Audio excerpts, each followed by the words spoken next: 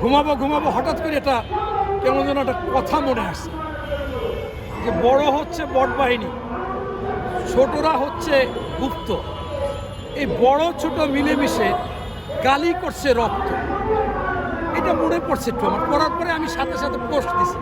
ও মা, সকালবেলা উঠে দেখি যে শত শত কি যে গালিগালাজ। ভাই, এখানে কি কারো নাম বলছি? এখানে কি জামাতের নাম বলছি?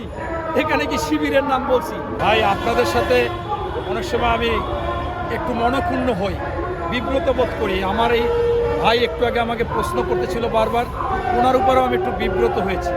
কিন্তু কেন আপনি আজকে এই প্রশ্ন করেছেন? আমি উত্তর দিলেই, আমি ইতিমধ্যে দেখেছি কারো মা 50 বছর আগে মারা গেছে, ওই বট বাহিনী গালিগালাজ দিয়া তারে গর্ভবতী বানাইতেছে। মানে আপনি যদি গালি শিখতে চান, আমি পরশুদিন রাত্রে আপনার ওই ঘুমাবো ঘুমাবো হঠাৎ করে এটা কেমন যেন একটা কথা মনে আসছে যে বড় হচ্ছে বট বাহিনী, ছোটরা হচ্ছে গুপ্ত। এই বড় ছোট মিলেমিশে গালি করছে রক্ত। এটা মনে পড়ছে একটু আমার, পড়ার পরে আমি সাথে সাথে পোস্ট দিছি। ও মা, সকালবেলা উঠে দেখি যে শত শত কি যে গালিগালাজ। ভাই, এখানে কি কারো নাম বলছি? এখানে কি জামাতের নাম বলছি? এখানে কি শিবিরের নাম বলছি? বলছি বড় হচ্ছে বট বাহিনী, ছোট হচ্ছে গুপ্ত। বড় ছোট মিলেমিশে গালি করছে রক্ত। এখন এইটাই কি আমাকে আবার গালি দেওয়া লাগে?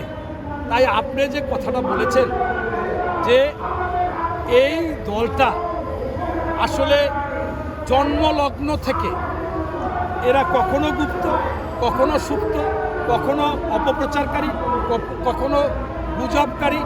তা না হইলে আপনি দেখেন 5ই আগস্টের পরে এরা ফুলতে ফুলতে এমন অবস্থা হয়েছে যে এই দেশের তো সরকার গঠন করছে, বিশ্বের সরকার গঠন করছে, এরকম একটা ভাব। এবং মোটামুটি বাংলাদেশ ব্যাপী এটা বেলুনের মতো ফুলে গেছে। যেই তারেক রহমান আইছে, ফুস করে ফুটে গেছে। তাই এরপর আমরা দেখলাম নির্বাচন শুরুর পরেই ফেসবুকে তারা মন্ত্রী টন্ত্রী হয়ে গেছে, 280 আসন পাইয়ে গেছে। সাংবাদিক ইলিয়াস সাহেব বলল, সবাই বলে দিল, হিসাব নিকাশ সব মিলাই টিলাই দিল। এখন দেখি তাদের একজন এমপি মাসুদ সাহেব আপনার ঈদ পুনর্মিলনী অনুষ্ঠানে বলছে যে আমি শুধু ভোটে নির্বাচিত হই নাই, ক্ষমতায় নির্বাচিত হয়েছি। আমি 2 দিনে ওসির চেহার সরাই দিছি, মানে নির্বাচনের আগে দিছি, মেজরকে সরাই দিছি। তার মানে আমরা যেটা শুনছিলাম নির্বাচনের আগের দিন, দেশপ্রেমিক সেনাবাহিনী শুনে পদক্ষেপ নিয়েছিল যে সারা বাংলাদেশে জামাত ভোট কাটতেছে, প্রিজাইডিং অফিসার, সহকারী প্রিজাইডিং অফিসারদেরকে জামাতের নেতারা বাসায় বাসায় নিয়ে সিল মারতেছে এবং সর্বত্র আর্মি ছাড়া সব জায়গায় নির্দেশনা হয়ে গেছে, ওরা যা করবে কেউ হস্তক্ষেপ করবে না। সেইটার পরেই আর দেশপ্রেমিক আর্মি নেমে তাদের অনেক জায়গায় গ্রেপ্তার করে 1 দিন 2 দিন সাজা দিচ্ছিল, তাদের টাকার সহ বস্তা সহ ধরতেছিল এবং কোনো বাসায় ব্যালট সহ ধরতেছিল।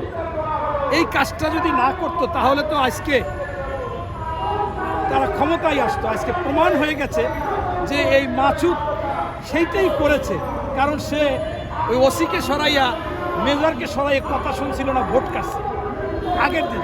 এই বাংলাদেশে যে 68টা সিট পাইছে, এরা 2টা সিটও পাওয়ার কথা না। এই সিটগুলো পাইছে এরকম অপকর্ম করে। মহান আল্লাহ তাআলা আমাদেরকে বাঁচাইছে। স্বাধীনতা যুদ্ধ, দেশপ্রেমিক সেনাবাহিনীর ভূমিকা ছিল, এরশাদের পতনের সময় ভূমিকা ছিল, এই জুলাই আন্দোলনেও ভূমিকা ছিল। তাই এই নির্বাচনেও দেশপ্রেমিক সেনাবাহিনী ভূমিকা নেওয়ার জন্য মানুষ কমপক্ষে এই যারা আজকে অপপ্রচারকারী, মিথ্যুক, নির্লজ্জভাবে এটা সেটা করে থাকে, তাদের হাত থেকে রক্ষা পেয়েছে।